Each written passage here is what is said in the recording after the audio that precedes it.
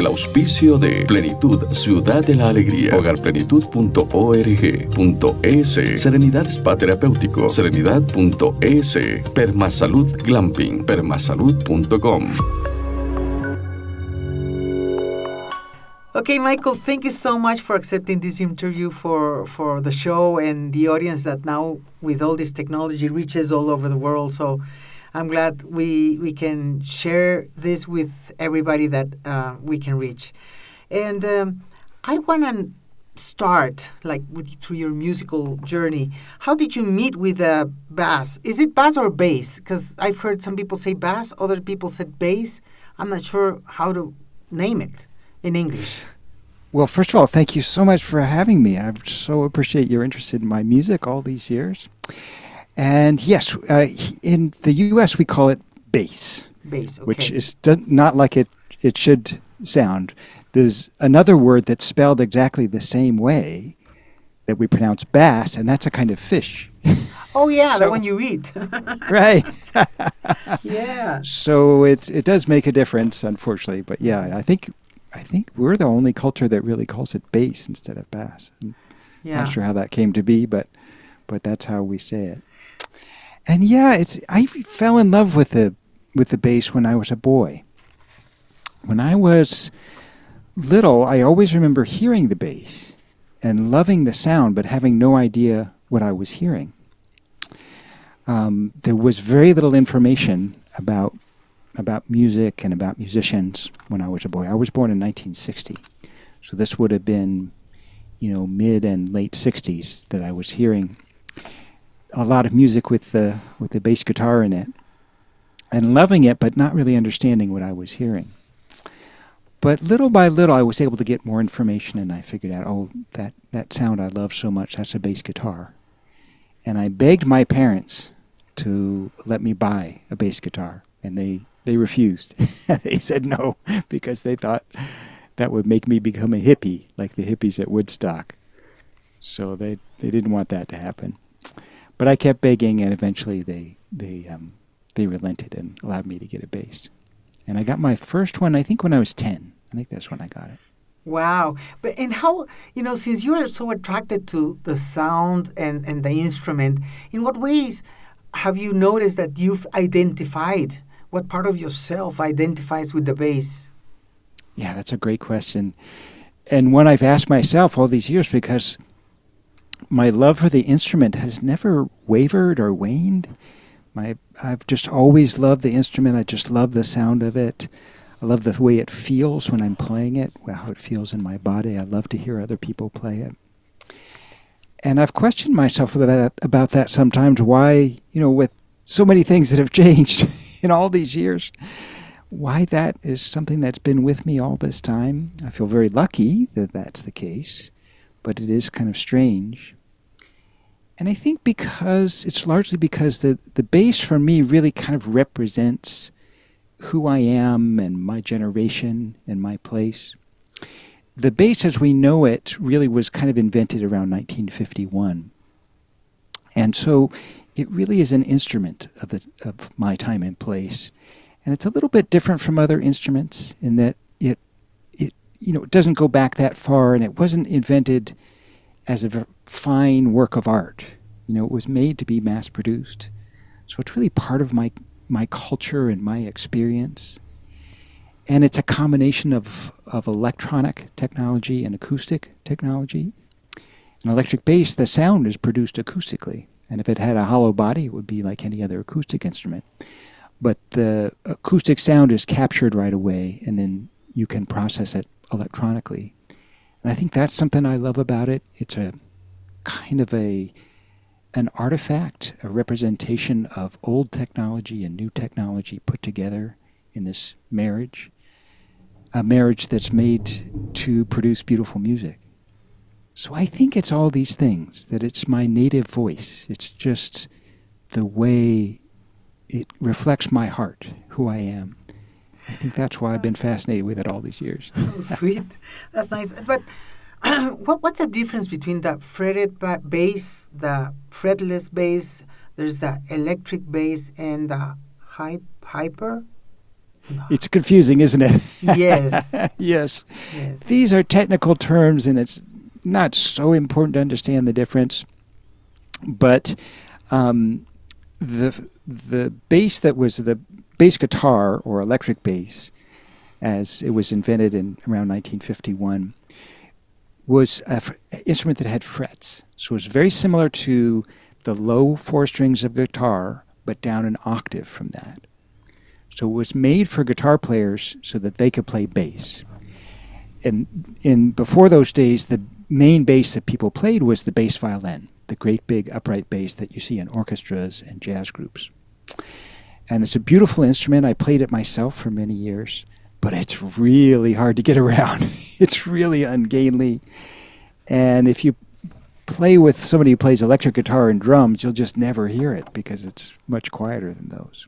So the idea was to make a bass instrument that guitar players could play easily, but that could, really kind of fit in with the new music that was starting to happen at that time. But the instrument is very closely related to the bass violin, also called the upright bass or the double bass. There's so many terms, I'm sorry.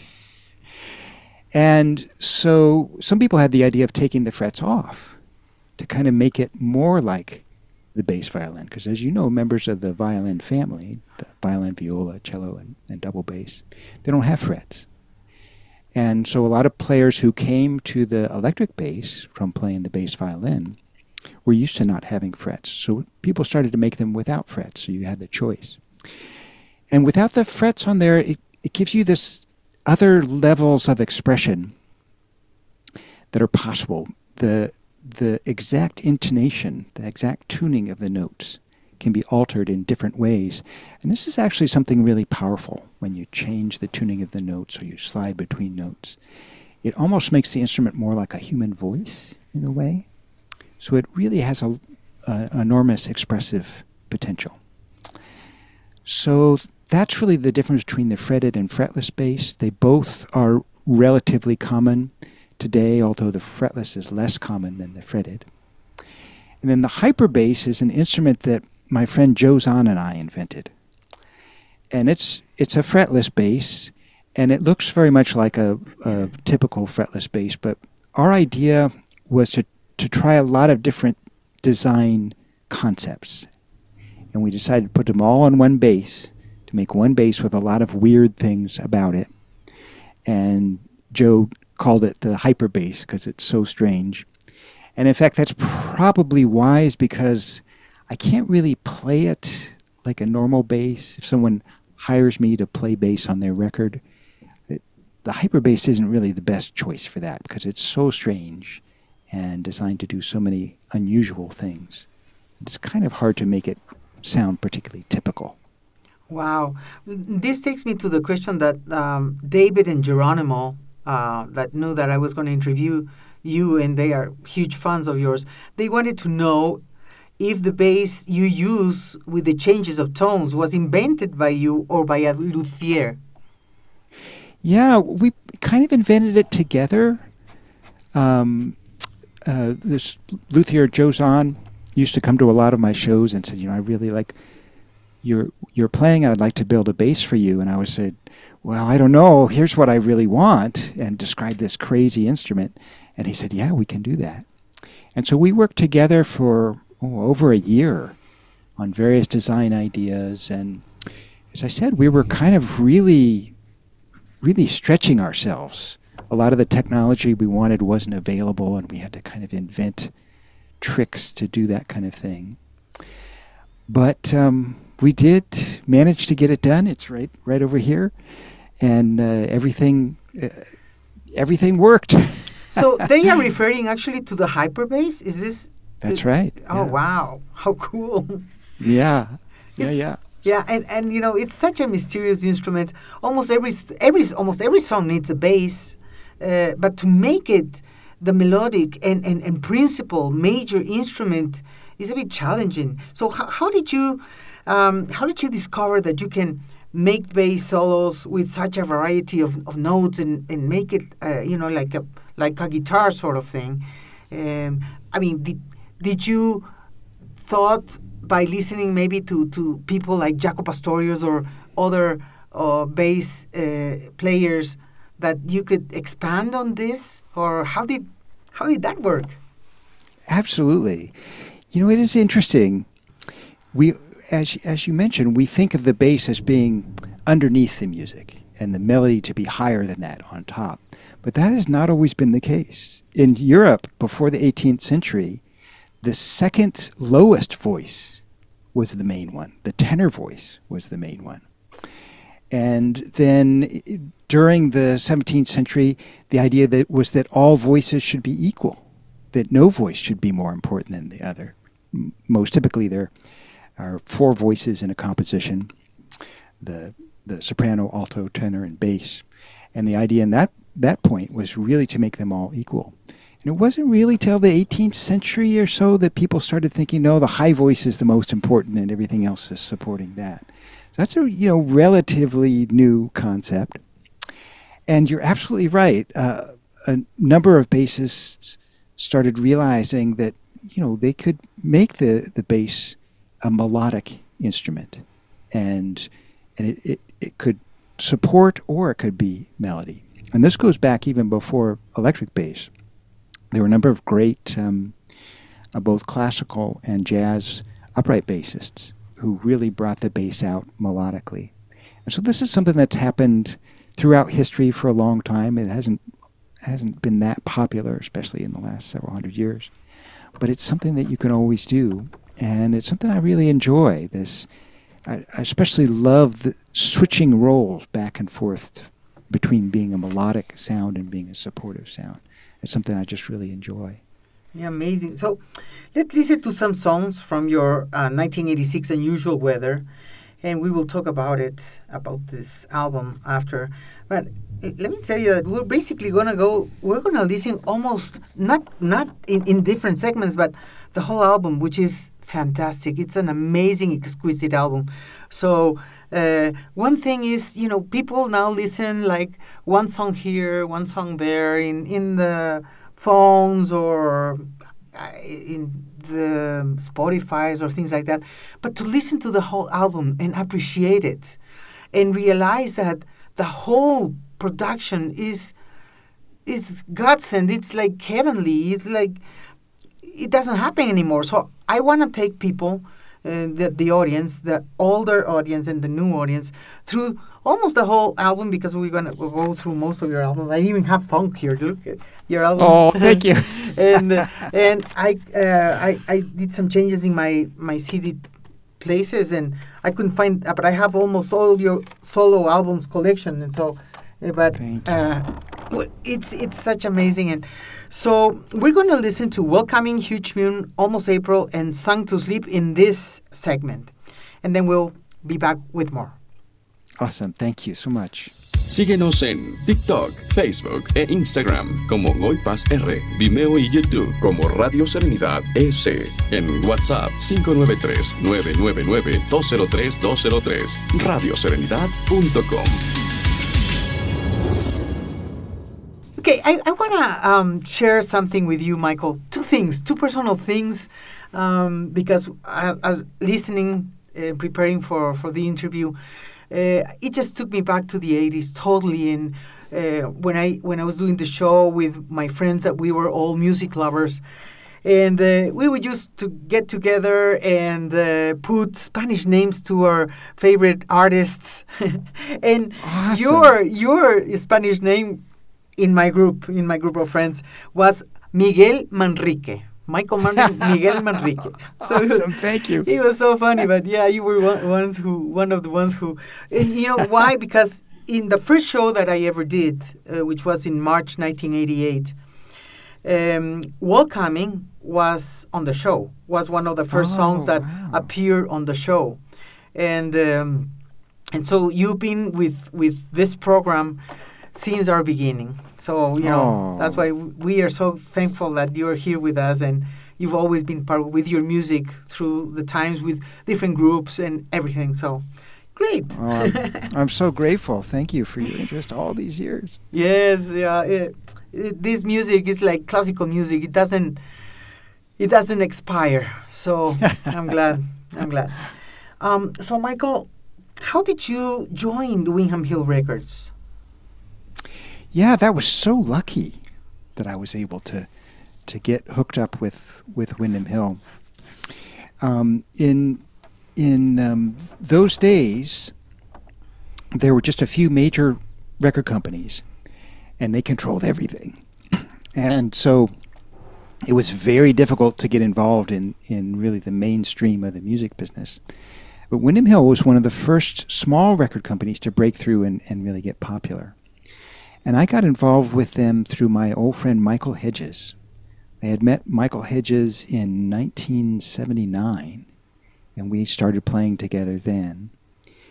And he got an offer from Windham Hill. They were interested in having him do a record. So we made a demo tape, a demonstration tape for the company to see if they did, in fact, want to go through with making a record. And we made that tape in his little apartment in Baltimore, and I think it was 1979. And they accepted that, and we made his first record. I think it was 1981 by the time we made his first record. And I met everybody from Windham Hill then, and they were really interested in my playing, and they kept asking me to be on other Windham Hill records. Super lucky for a guy like me, because, it was so hard to break into the music business at that point. And so I did. I played on lots of different Windham Hill records, and the owner of the company, Will Ackerman, said he was always interested in hearing my own music. So I would send him my own music when I had some I thought he might like, and I sent him that piece, Welcoming, in fact, and he said, "Okay, that's it. We got to do a record because I really like this." And Amazing. So in 1986, I got to release my own solo record on Windham Hill. But you just had Welcoming, or you had the whole concept of the album Unusual Weather? I had the general concept, but I had only written a few of the pieces and only recorded, I think, 2 or 3 pieces. I can't remember what was on that original tape, but yeah, it was something like 2 or 3 pieces that I sent him, and he said, "Yeah, this is great. We really need to do a record like that." Well, and So I interviewed Will like a couple of weeks ago. I don't know. Awesome. Yeah, Oh, great. and so I'm just, this in the 80s, it would have been impossible. So the one thing that I'm thankful for the technology is this possibility. But yes, I have your album. And the first, I got it in cassette. And I remember I was in Arizona and listening to the tape in my, those little, I don't even remember the name. What was it? The cassette players? Oh, the Walkman. The Walkman, yeah. Right. Yeah. Oh, and I was just, flying listening to this album. It was amazing. So, I know it's very long time ago, Michael, but I don't know if you're aware of the exquisiteness, the delicious production that was Unusual Weather. So maybe can you take us back as how it was created? How you involved with you played some instruments. So which were the instruments that you played? I know you played the piano and the bass, and there were other musicians involved. So what do you remember, and how did it feel to create such a wonderful piece of art? Oh, thank you. Well, first I have to give credit to my amazing producer, Bob Reed, who helped me make this record. A producer on a record is like a director on a movie. It's kind of the person who really makes everything work. And as the artist, I was more like the scriptwriter, the screenwriter of the film. And it was really Bob who really helped make it all work. I had this concept that I wanted to do, but I could barely play these things, these ideas I had. But I had this very clear idea, and Unusual Weather for me is actually it's a pretty reactionary record. I didn't do any of the standard things that you're supposed to do as a bass player on that record. There are no fretted basses on it all. Everything's fretless. And there's certain kinds of things you expect from a bass player. You kind of expect them to do that funky, slapping kind of stuff, and I didn't do any of that. and you kind of expect him to do a lot of fancy improvisations, and I didn't do any of that. Really had this concept where the bass was going to have this kind of playing a lot of chords and a lot of different tunings, which nobody had really done before. And I just really wanted to follow this concept through. And I also wanted to make music that didn't sound dissonant, that sounded very pleasant, that people could lose themselves in. But at the same time had a lot kind of going on structurally in the music.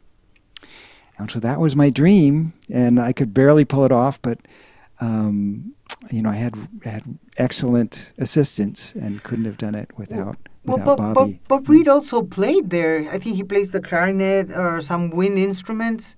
Is that right? I mean, he's your producer, but he also played some instruments. And that's absolutely right. Yeah, between the two of us, we played most of the instruments on the album. So he's a master of woodwinds, and he played all the woodwinds on the album. But he's not a bad pianist, too. So he and I shared the piano duties. He's a better pianist than I am. So he did the difficult ones. I did the easy piano parts. And then I played the basses, and we both played percussion on the record and had a couple people come in who are more expert at percussion than us. And how about the vocals? Because there's some, background vocals. We both did the vocals. Your voice as well, huh? Yeah, I was so poor in those days. When I was composing a piece, I had a little cassette recorder, and I would play my bass part into it, and I would just sing the other parts because I didn't have any other instruments. And so that's how I made all the original demos, and we kind of so we liked that sound of the singing, and so we started incorporating that in the recording as well. For instrumental music, it's nice to have some way of making it more, making it more personal sounding, more human sounding, and so we incorporated that as well. So it was a journey. It took us a long time, but mostly because I could just barely play these ideas that I was having. But it was a real thrill to be able to do it, and just feel really lucky to have had the chance. Oh yes. Well, now we'll hear Thunder Tactics, Long Hair Mobile, Homeward, and Not Even Summer. A segment of four tunes before we talk a little more about this album and we go to the other ones. Perfect, thank you. Plenitud, Ciudad de la Alegría, hogar sustituto para adultos mayores. Contáctanos al 099-753-8085. Okay, Michael, of Unusual Weather, the album, which songs do you recall the most and why? I remember Thunder Tactics well, the first one you played from the last set. Because this was I kind of found a new way to play the bass. I tuned the bass in a very unusual way for that, and played with these different kinds of techniques. And I remember coming up with these ideas, and it was really kind of the first place that I had explored a lot of these ideas that I've been exploring ever since. So years and years ago, this was kind of the place I was starting to find these different ideas to do with the bass. And it was such a thrill to hear these things start to come to fruition. Challenging. It was all very challenging to pull off, but it really was a thrill. So I remember that one well. And what is Man-Thing all about? Because, you used to have a webpage, Man-Thing, and Man-Thing here and Man-Thing there. What is it about? Yeah, it's funny, isn't it? So my surname is a little unusual, Manring. And when I was a boy, all the kids from the neighborhood called me Man-Thing because that's the name of a comic book character in Marvel Comics. Uh-huh. And in fact, they've never made a movie. Well, I think they might have made one movie about him, but there's talk about maybe they'll do another one. And so it's kind of a joke. That was my nickname ever since I was 10 years old, this Man-Thing. Mm-hmm. The real Man-Thing comic book character is this big, smelly swamp creature with 3 noses. Oh. So I guess that's appropriate for me. Oh, come on. But a swamp character, it reminds me of Shrek. Yes, it's kind of similar to Shrek, but much worse temper. Oh, much really? more ill-tempered. Yeah, really. If would just kill anybody he came across, the man thing. So, are you related to that character? Well, I don't think so, but I've always been small, and so I think it was always kind of a joke that people would give me a nickname with this great, big, scary, muscular creature. Oh, that's cool. Well, let's listen this time to Sightings, Unusual Weather, Big Feelings, and Man-Thing. How about that? Awesome. Estás escuchando New Age, el programa de la nueva era. Michael, was it hard or too time consuming to produce your own albums? I always like to fuss over the records I make of my own. There are different ways to make a record, and I enjoy all the different ways. One way is to just be as spontaneous as possible and not fix anything or really think about it too much. And then there's this other way of really spending time on it. And for my own music, I usually do the latter. I usually really kind of spend a lot of time on it because I enjoy it. And if people are going to listen to a record that I make over and over, then I want to try to really make sure that it's right. But I enjoy making music the other way too. So either way is fine for me. Now, what I've noticed is that many musicians nowadays prefer to work using like electronic technology to work every instrument or every part of their compositions by themselves instead of involving with other musicians because of the costs, because of how the music industry has changed. Has it happened that to you as well? It has, and it's really remarkable, isn't it? When I started out, to make music, you got in a room with a group of people and played together. And that's rare now. It's really rare to do that. Much more often we're doing things separately, and a lot of people are creating music on their own. I was listening to a band I really liked the other day, and I was thinking, boy, that drummer is so good. I didn't even realize it wasn't an actual drummer. They had actually faked the drums on it. I had been listening to that record for, I think, a year before I realized, oh, that's not even a real drummer. This kind of thing is very common now. I think it's great that we have access to all these tools. I hope we don't, at the same time, I hope we don't lose the specialness of getting in together with a group of people and letting that kind of magic happen too. Mostly I just feel lucky that we have the option to do all these different ways of working. Yes, because you travel a lot to play with other people. And probably that has to do a lot with the kind of instrument that you play. Because I've seen you giving concerts here, there.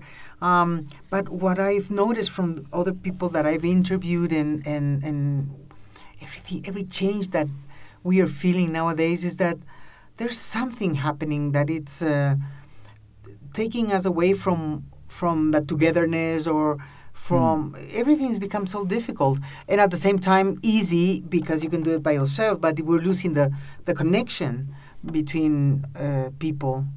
And I don't know. I think that's a good point, Gloria. It does seem to be true in so many ways in life. We're kind of losing those connections, and certainly in music, it's, as I say, it's much less common to just get together with people and play. It does happen. I do it all the time. But, probably the most common way for me to make a record now is for someone to send me the music, and I'll work on it by myself at home and then send it back to them, and I never meet the people, much less play in a room with them. Yeah, it's changed. It's changed. Like in your album Toward the Center of the Night, which is another wonderful piece of work, how different or similar was it from your experience with Unusual Weather, from one to the other? What happened? Yeah, it was. I had to produce that one myself. I couldn't afford to hire a producer for that one, and so that was a challenge for me because I'm not as good a producer as Bob Reed, as a producer for Unusual Weather. But I had my ideas. I wanted to continue with them and kind of go forward. By this time, I had a little I was able to make a little bit of money, so I was able to buy a lot more instruments to work with, and those gave me a lot of ideas. And so toward the center of the night, I worked a lot of that. I did a lot of it on my own, but I also brought in a lot of musicians to play on it. And it was an interesting experience. In those days, you could spend a lot of time preparing for a record, but you could only afford to have a certain amount of time to record it. So I had 2 weeks to record the whole record, and several months I spent just preparing for it. And that's always nerve-wracking, because in that 2 weeks, you sleep as little as possible. You just record as much as you can. And then when you're done, that's it. There's no going back. But it was another great experience. I learned a lot about being a record producer and made a lot of mistakes. But the record was reasonably popular with some of the in the genre that was popular at the time. So I was really lucky that I got to hear it played on the radio, and it was a great piece of work as well. I'm going to share another experience I had with Life in the Trees, because I've listened to the song so many times, but there are certain circumstances that make you connect the song with a specific imagery, and it stays there forever. And so I was driving south of Quito. I was going towards the Cotopaxi volcano, and suddenly Life in the Trees comes. I don't know if it's my cassette player, most likely in those days, and I was seeing the trees and the scenery, and it was just so beautiful. So every time I hear now Life in the Trees, that imagery, very soothing and calming, always pops up to my mind. So it's like. And I knew the name of the song, but it was just a connection. So instrumental music has ways to make people connect with moments of their lives and instants that evoke. Every time I listen to it, it brings me all that joyful peace of watching nature before it's all gone. At least I have that imagery in my head. So that's so nice. I mean, that's kind of how I wrote it in a way. Before the internet, I used to watch a lot of public television here, so educational television.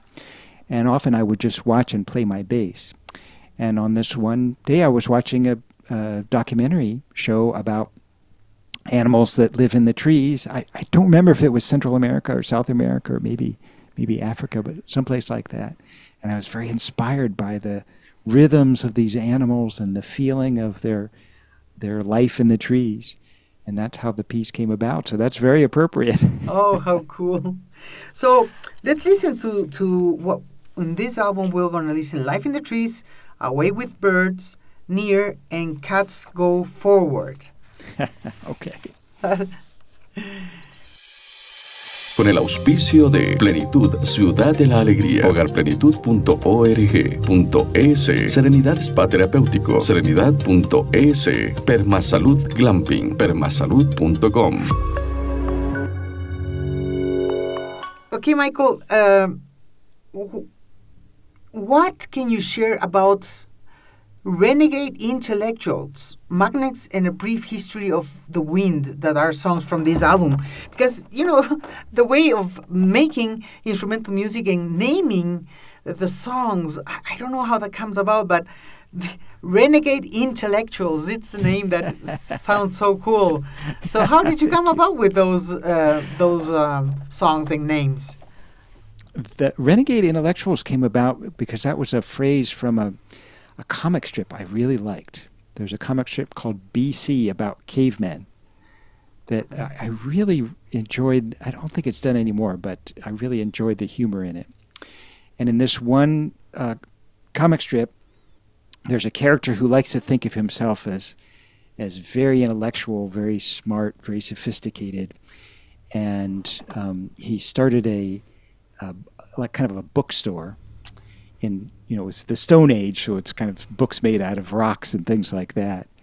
And it wasn't, the books in it were not all that great books. And somebody came and destroyed the whole bookstore at some point, and they asked him what happened, and he said, well, it was vandalized by a group of renegade intellectuals. And that phrase stuck with me so strongly, this idea of being a renegade intellectual. You know, I've spent my whole life kind of traipsing all over the world, you know, trying to make interesting music. So I really related to this idea of being a renegade intellectual.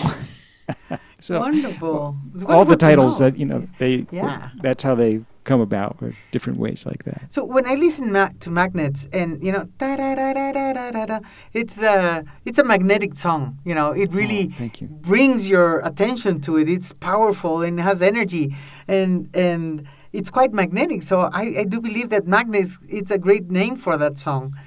Oh, thank you. Yeah, that one, I called it that because I wrote it on the synthesizer, and it's all about these phrases moving closer together and then farther apart. So in that first phrase, you can notice that the phrase below it in the bass goes the other way. Yes. So there's all these melodies moving together and further apart. So that's how it got its name. It's an amazing song. And how about the brief history of the wind? Yeah, that one is, you know, it's so fast and so many notes going by. I wanted to give it a title that just expressed this, you know, really fast, and it's kind of short. So that seemed like a good title for it. So this album, Towards the Center of the Night, in what ways related to any particular life experience of that time in your life? For me, you know, this idea of Toward the Center of the Night, it was about moving more deeply into the unknown. I was, you know, kind of continuing to explore these ideas I had, and I didn't know what was going to happen with them. When I recorded the record, I was 27, I think, about 27, so a lot of my life was uncertain at that point. But I just wanted to move into these areas and to see what happened. And so that was really kind of the theme for that record. Wow. Right before your Saturn return. Wow. Exactly. Exactly. Amazing. It's great. So let's listen to these three songs that Renegade Intellectuals in the Brief History of Wind and Magnets. Síguenos en TikTok, Facebook e Instagram como NoyPazR, Vimeo y YouTube como Radio Serenidad ES. En WhatsApp 593-999-203-203, radioserenidad.com. I hope everybody's enjoying the show and all the stories that Michael is sharing with us. And now we go to Drastic Measures. And you did a cover of Spirits in the Material World. Why did you choose this song to do a cover? Oh, thanks for asking. Yeah, when it was time to make that record, I went to the record company and said, you know, what can I do that would be helpful for you guys? You know, what is it that we need to do? And they said, can you record some cover tunes, some tunes that aren't yours? And I said, oh yeah, sure. And Spirits in the Material World is a piece that I had been doing as an exercise. Yeah, it was still Wyndham Hill. It's still Wyndham Hill. That's right. All CDs. But yeah, I with Spirits in the Material World, it's people probably know the piece. There's a bass line, and the guitar is playing these chords on offbeats. And I realized I could do those two things together by myself on the bass. And so I used to do that as an exercise, and sometimes I would sing the words, but I'm not a very good singer. So I never really performed it that way, but I liked doing that as an exercise. And so I worked it up as an instrumental tune, and I think it's the first tune on the record. It is. Yes, it is.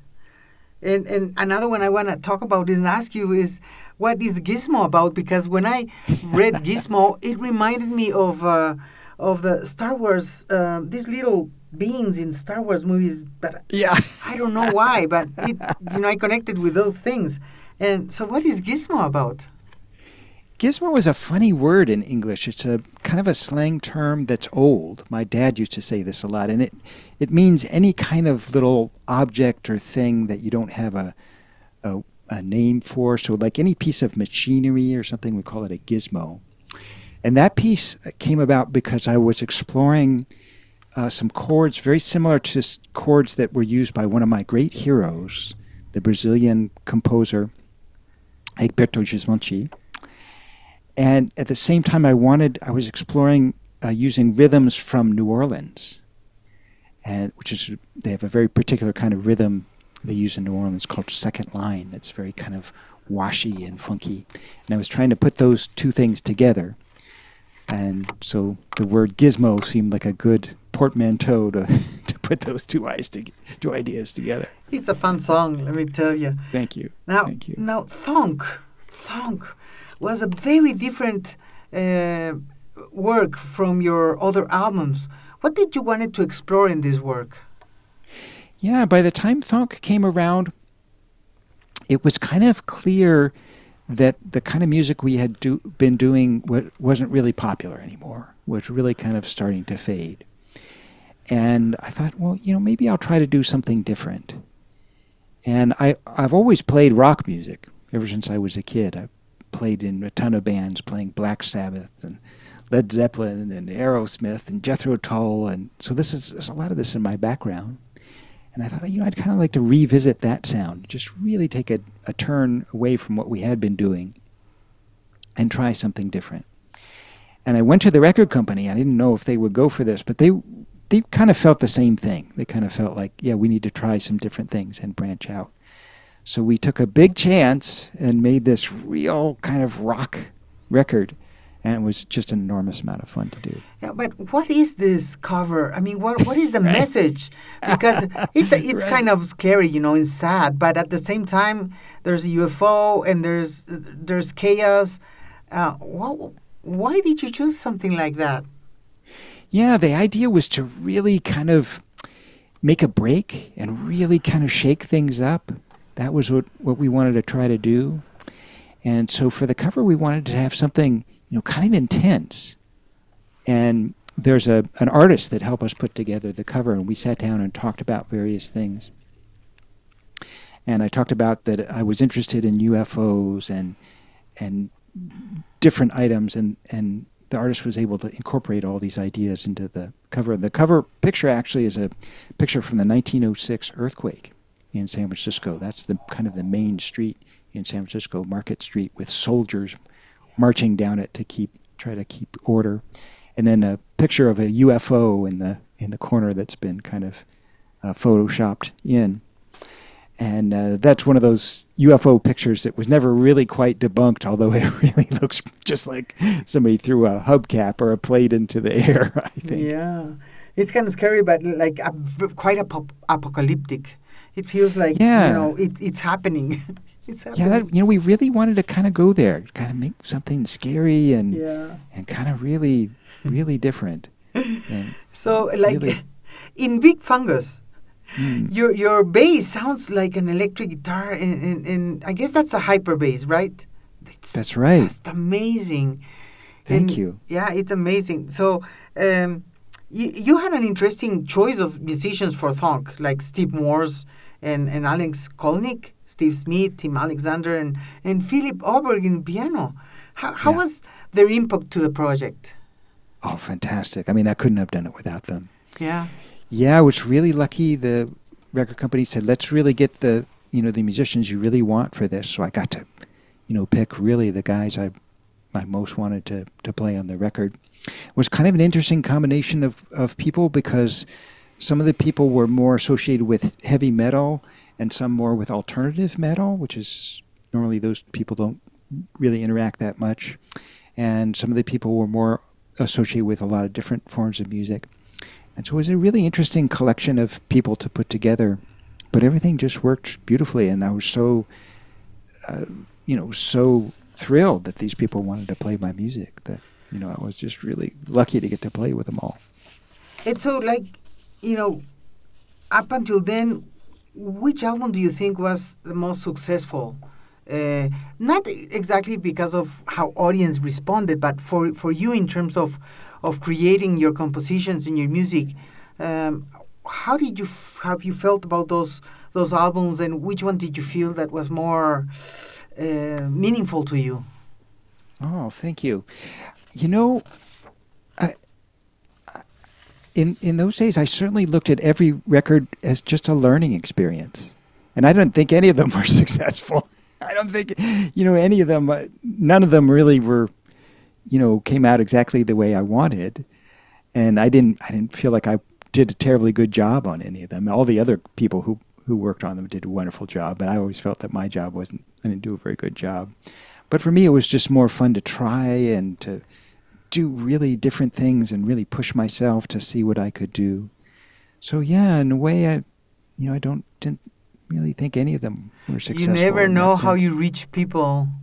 You never know how much you've touched with your experiments or your learning process, how much you've touched people, because, I'm sure there's a lot of, those days it was difficult to express and connect like you can do in social media today and say, oh, this is amazing. And even with the radio show, I don't even know who I reach. But I know that there's people who are touched by your music, and I'm one of them. Oh, well, thank you so much. I mean, it's amazing to think that, and I feel so lucky that people are interested, and it's enabled me to follow my dreams all these years, even when I haven't really been able to do a good job of following them, I've at least had the opportunity, and that's just you're I'm doing so thrilled. amazing. You're doing amazing. So let's hear from these both albums, Spirits in the Material World, Gizmo, Big Fungus, and The Enormous Room. Oh, okay. That'd be an interesting set.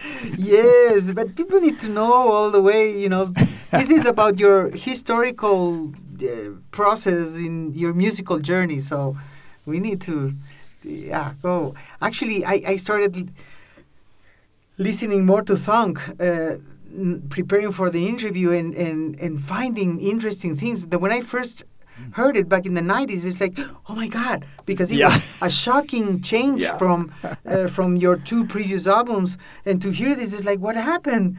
But now that I listen to it, I really appreciate it, and I like thank it. you. Thank you. Plenitud, Ciudad de la Alegría, hogar sustituto para adultos mayores. Contáctanos al 099-753-8085. Okay, Michael, now, what was your inspiration for the Book of Flame? How did it come about? Yeah, the Book of Flame, that was really interesting. That was my first record after Windham Hill. By that point, Windham Hill was really dissolving. I'd been kind of right about the kind of music we were doing wasn't really popular anymore, and things were really changing. And so for the Book of Flame, I was kind of on my own for that. And I was interested in kind of exploring all the ideas that I had done in the past, but kind of moving on to the next level. And I was thinking in those days a lot about things people believe in. So the various kinds of beliefs that people had, and just wanted to kind of explore those from a musical point of view. So it's a combination of ideas that are very philosophical, musical ideas that are very trying to be very deep, and some that are very kind of silly and funny, and kind of putting all these different ideas together. And that's the one record of mine I think I do like. None of the others I like, but that one I like. Really? It was the only one I think that was successful in terms of just artistically. Yeah, I think I was finally able to accomplish what I wanted to accomplish with that one. It's not a very popular record for me, and that doesn't surprise me because it is very strange. I've always been interested in this idea of getting a lot of different sounds out of the bass. And so in that record, I did a lot of different things with the bass where it doesn't sound like a bass. With almost every sound on there is made from a bass in some ways. Even with a lot of the sounds you don't think are made from a bass. That's where it comes from. So go ahead. You were going to say and so something. Yeah, for me it was just a way of exploring different ideas, both musical ideas and philosophical ideas. Like Theseus in the Rain, in what way was the Greek mythology part of your Theseus in the Rain? That was I remember well composing that piece. That was I composed it during a period of torrential rain in here in California, we will often get these really long periods of just raining a lot, and then it won't rain at all for months and months. And this was during one of these really rainy periods, and I was in my studio alone every day, kind of doing battle with my demons and trying to follow these musical ideas. And so I was really kind of reminded of the myth of Theseus, where he goes down into the labyrinth to slay the Minotaur. And He's so that's how the that king of Athens. Of Crete, exactly. Amazing. Yeah, that's the song we're going to listen. But oh, awesome! This is one of the songs we're going to listen in this segment. But before, I would like to ask you what inspired you to do a bass solo album in Soliloquy? Soliloquy? Oh, yeah. Soliloquy, yeah. Soliloquy, yeah. Yeah, that's something I always wanted to do. I always wanted to do a record of just bass pieces without any overdubs or without any other instruments, just bass by itself. And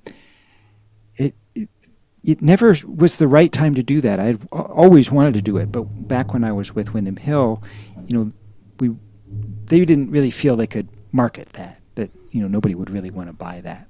But after I left Windham Hill, I didn't really care about whether anybody bought my records or not. It was just something I really wanted to do. And so that was the first time I finally was able to do that after wanting to do it all these years. In what way is it different or similar to Small Moments? Because it's a long time between the two albums. And you had another bass solo in Small Moments. How did you feel between those two albums? Well, it's kind of ironic because once I finally got to do this just record of just solo bass, was actually quite successful. It was quite popular. People really liked it, and I actually even made a little bit of money on it, which was the opposite of what I expected. And so I wanted to do another record like that, and I worked on it for many years. But in the interval, I was doing just so much other music. I mean, I didn't have any time at all to work on my own music because I was doing hundreds and hundreds of other projects and really enjoying those.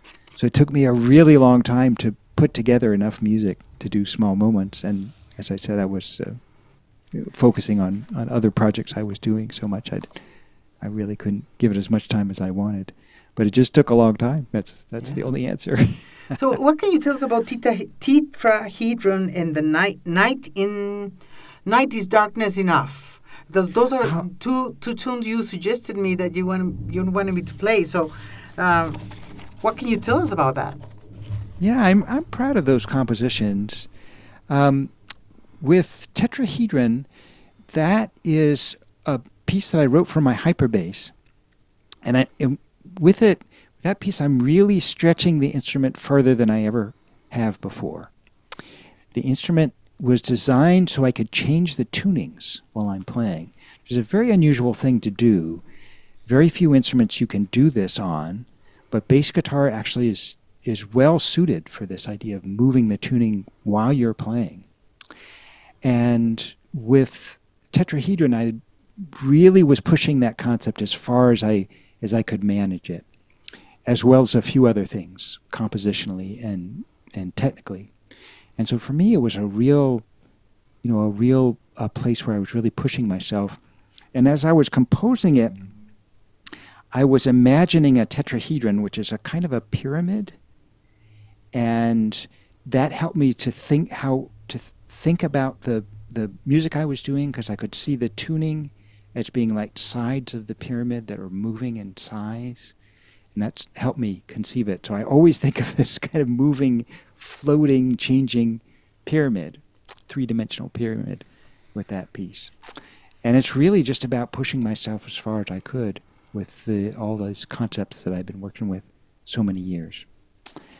And then for Night is Darkness Enough, I wrote that piece in Germany, in Frankfurt, Germany. And I had flown there that day from Hungary. And it had been a really bad day. It was a terrible day. I got robbed on the journey. And fortunately, nothing of value was taken. My instruments weren't taken or anything like that. It was just some money that was taken. But it's very, very disturbing, and the traveling was very difficult. And was really, really a bad day on the road. And when I arrived in Frankfurt, I got to my hotel, and just to comfort myself, I just picked up my bass and started playing. And that's what I started playing. And as I was playing, I was just thinking about the darkness in the human soul and the darkness that's inside all of us. And I thought that, we have night. Every 24 hours there's night. And that's enough darkness. We don't need extra darkness inside of us, or to treat each other with this kind of dark emotions and dark feelings and dark experiences. That it just seemed that, we have night to give all the darkness we need. So that's how that piece got its name. Wow. But, when you talk about it and you mentioned, the darkness in human consciousness, it seems like what's happening in the world now, it's so much more darkness that we can actually, I don't know if I can say enough darkness, too much darkness for us to process, because I think we're getting what we deserve of, the darkness that we see in the world is just a projection of our own darkness accumulated in a collective consciousness. So, gosh, I wish we already go through all this apocalyptic time. It's so amazingly disturbing, like your thumb, like your thumb cover. It's like, oh my God, it hurts very deep, to see all that's happening in the world and all the changes. And it's like when you mentioned that there was changes happening and the music was not popular anymore at the end of the 90s. I agree. Everything collapsed, and I had to end my show in 2003 because it had to die. But now, last month when I started the show, I need to retake and do this again, because I think that we need what you guys do. We need the light in the world, and we need to really start vibrating that, to change all these amazing, powerful things that are happening all over the world. So, well, I agree so much, and that's one of the really beautiful things about music. It's just a place where we can process these ideas and process our own difficulty and our own grief and our own anger, and hopefully make something beautiful out of that, and maybe even help other people process their dark emotions and their darkness within themselves as well. I don't know. But for me, this is just a way of processing everything that's happening around me in the world. I think it's resonance and vibration as much as Life in the Trees struck and gave that imagery or that sensation. I imagine that, the names and the intention behind it, whether you're processing your own darkness or whatever, I'm sure it helps other people in many ways, for sure. We will never know, but just trust and believe that it is reaching people beyond your wildest dreams, for sure. For sure, Michael. Well, that would be an incredible gift for me, that if it was able to help anybody else. And for me, it's certainly a way of processing the experiences I'm having, and I feel really lucky to be able to share it with people. So thank you for helping me share it. Yeah, I think it's important because it's difficult sometimes to get the feedback of really realizing what you're putting out to the world and how it's being received and how it's touching.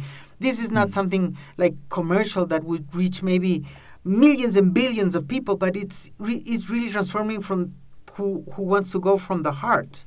One of the things that Will mentioned in the interview is like the way Wilhelm Hill was conceived, at least, when it started, it was a heartfelt thing that happened step by step, and the musical power industry wanted to sort of copy that, and you cannot copy if they want to just make money. It's not the same as working from the heart, and we need that. I agree. Uh-huh. Yeah, I agree so much. And as I say, I was so lucky to get involved with Windham Hill, because the music business, as you mentioned it, I mean, it was so venal at that point. It was just really all about money and fame and power. And so to be able to get involved with this record company that was really, much more about the heart and doing music that we all believed in and all gave us a chance to explore, which was so important to me. That was just really an incredible stroke of luck. Yeah. Well, how about if we listen to Theseus in the Rain, Morning Star, which is amazing, Tetrahedron, and Night is Darkness Enough. Thank you. Okay. Respira profundo y fluye con New Age. Michael, of your collaborations with Montreux, which songs do you remember most and why? That was so much fun playing in that band. I enjoyed that so much. I remember a piece I wrote for the band called Circular Birds.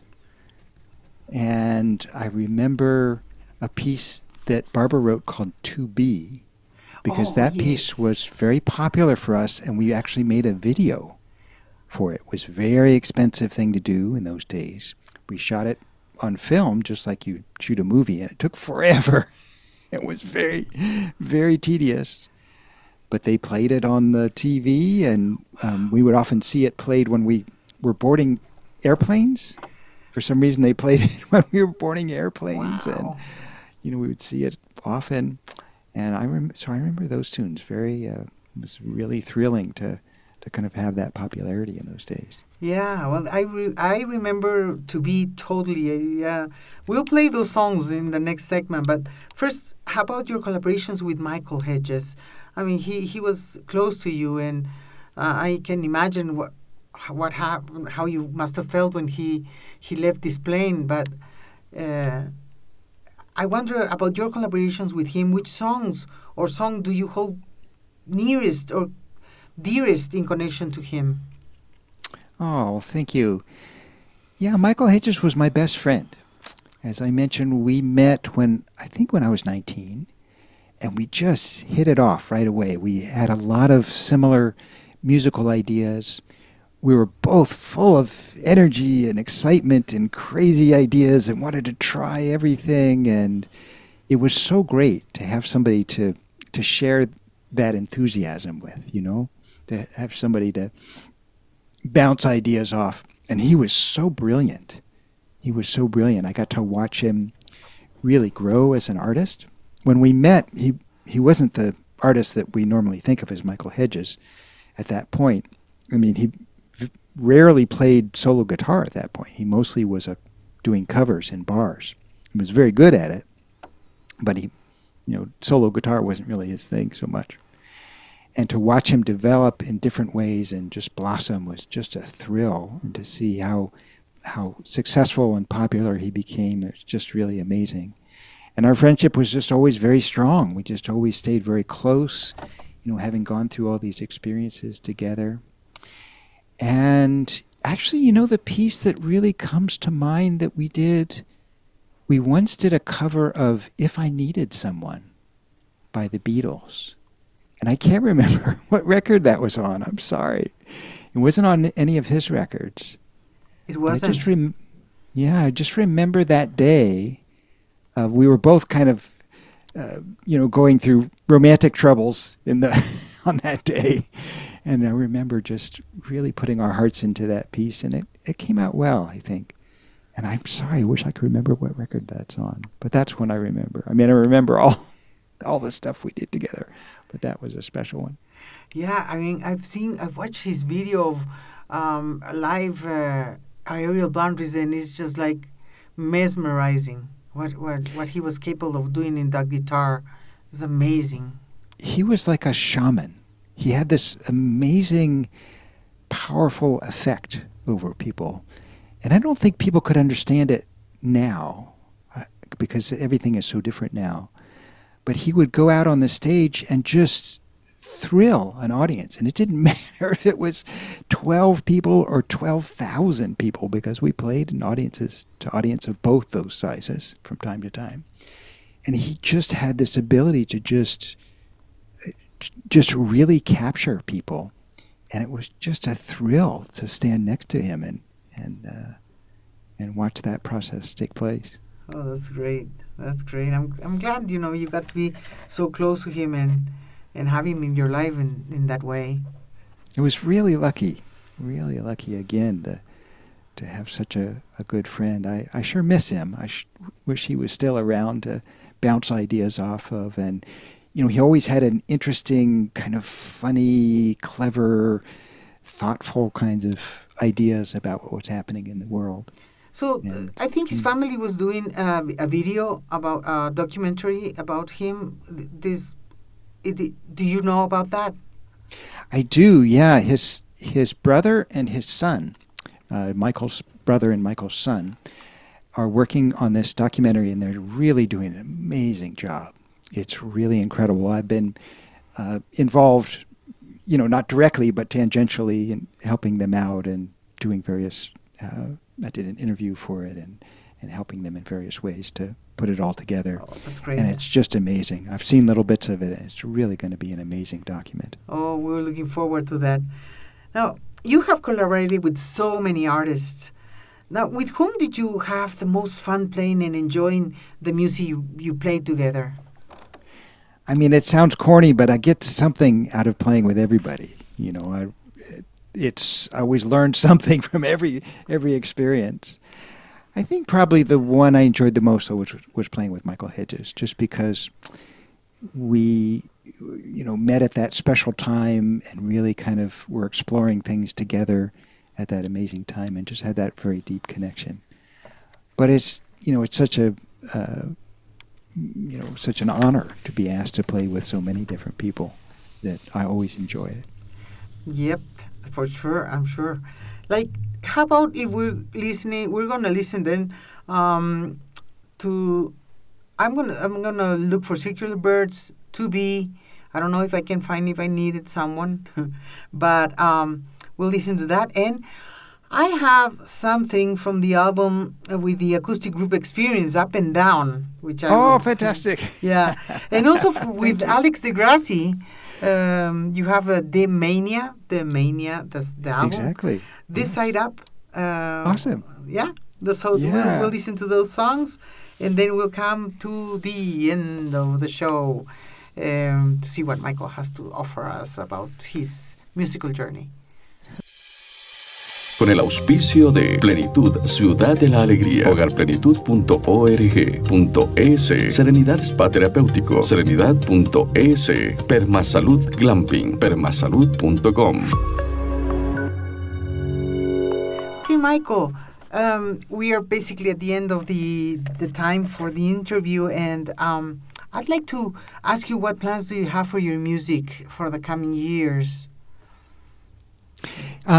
So at the moment, I'm working on an album that is a group album, and I'm not sure what it will be called or exactly how it's going to work, but that's a lot of my focus now. And of course, I'm still working on 100 other projects as well. I mean, I work on a different project every week, basically. Somebody's doing somebody's music, or occasionally I'll do something of my own. And so that's mainly what I'm working on. And at my age, I'm thinking about, someday I'll retire, and some level I probably won't travel so much anymore. I'm already, traveling much less than I used to. But mostly I just want to do a lot more composing. Composing, and maybe just the Bay Area, or stay around and take it easy, or something like that. Yeah, traveling, I don't want to complain, but traveling is very, very difficult. And I'm getting to the point where, I really can't do it as much as I used to. And, if I could, I would. But, I really do need to slow down a little bit. And so, yeah, I'll probably take less airplane trips, but I'll still drive around and play it. Yeah. It's exhausting, yeah. But I'll do as much as I can. As much as I can, but I will have to slow down. My body is not quite the same as it was when I was 22. So, I want to ask you something like a bit more like personal in terms of your sensory experience, because how long have you been in the Bay Area? I've lived in the Bay Area for almost 40 years now. 40 years, wow. Yeah. Look, okay, so you know that I went to study there in the early 90s. But I went back a couple of times, but the last time I went back, which was, I don't know, maybe 5-6 years ago, I was really impressed in the change of energy. When they built that black building in San Francisco, that horrible thing, it seems that it took the heart of San Francisco away. I don't know. But the energy shifted totally. It's not anymore the same. And like, the Bay Area and San Francisco was a place of awakening so much in the 80s, the 70s, the 80s, the 90s. Everything, was very spiritual, New Age music, and which was, the heartfelt thing. And a lot of spiritual unfoldment happened in that area. Obviously, when my friends that live there don't feel that change as much as I have, because I went after so many years of not going. What is your feeling about what's happening in the area of San Francisco? Less so in the East Bay, but something's changed so much. Things really are changing, aren't they? They're changing in the world, and certainly changing in where I live, in my home. And I always try to embrace change, not to fight it, because it's too big to fight. So I always try to find the beautiful parts of it if I can. But it is interesting. Things have changed, and that, for me, my approach to that is always to think about what kind of information can that give me to work with musically? What kind of ideas can I work with because of how I see things changing around me, and just try to hopefully make some kind of musical statement that makes sense in the context of all these enormous changes we're seeing in the world. Yeah. Like you, some I like, some I don't like as much. But we're here. Yeah. We're part of here. this. We're part of this dance. Exactly. That's really well put. We're part of this dance. I love that. And so I try to do the best dance I can. Yes, I think that's the best possible. That's what we can do. That's the best thing we can do is join in the roller coaster and dance with the energy of this hurricane that we're in part of. It's like crazy. Beautiful, so, absolutely beautiful. What songs or what song would you like us to leave the audience with? If you can pick anything that you would like us to leave the audience with, anything in particular that you would suggest? I think I might like to leave people with the last piece from Book of Flame, if we could. Okay. It's a piece I wrote for Michael Hedges after he died. I was working on this solo piece on a tour we were on together, the very last tour we did together. I was working on this solo piece, and it kept having this one note repeat over and over in this solo piece. And I couldn't figure out why this note kept repeating. And then he died, and I was playing the piece, and I realized that note that keeps repeating, it was a death knell. It was a bell that you play when somebody dies. That's what that note was. And then I was able to finish the composition, and I named it after his favorite book that he used to love to read in the last few years of his life, was the Tibetan Book of Living and Dying. So what's the title of the song? The title is called The Book of Living and Dying. Oh, yeah, the Tibetan Book of Living and Dying. Is that right? Yeah, that's right. Yeah. Jeez, it's an amazing book. Absolutely. Yeah, I have to look, because I just don't want to get it wrong. I have to look in if you say it's the last one. Yeah, it's the last one on Book of Flame, The Book of Living and Dying. Yeah. Yeah, great. So we will leave the audience with that and this amazing connection to Michael Hedges. And so, Michael, I am so thankful, and I'm so happy that finally I got to meet you, even though you're in Oakland, I'm here in Quito. But finally, this happened, and I'm very grateful for your musical career, what you've given the world, and the people that are like you are in tune with your bass, like we are in tune with your music and your life's career. So thank you so much, Michael, for the time you've given us. Well, I'm so grateful to you, Gloria, for your interest in my music all these years, and What a thrill to finally get to say hello in person, almost. Almost. Maybe I go back. I don't know. I'm about your same age, and so I have this issue about traveling too. And I just want to take it easy now. Enjoy the last decades of the last times of my life as well. So right? Yeah, I can definitely relate. I want to go back to the time when I can listen to a whole album from A to Z. Instead of I want to do that. So. Me too. I'll go there with you. Yeah, great. Well, hope we meet again in this lifetime. Otherwise, we'll meet in some other time. Perfect. Thank you so much. Thank you, Michael. It was great. A pleasure to see you. And until the next one. Thank you. Bye-bye. Bye-bye.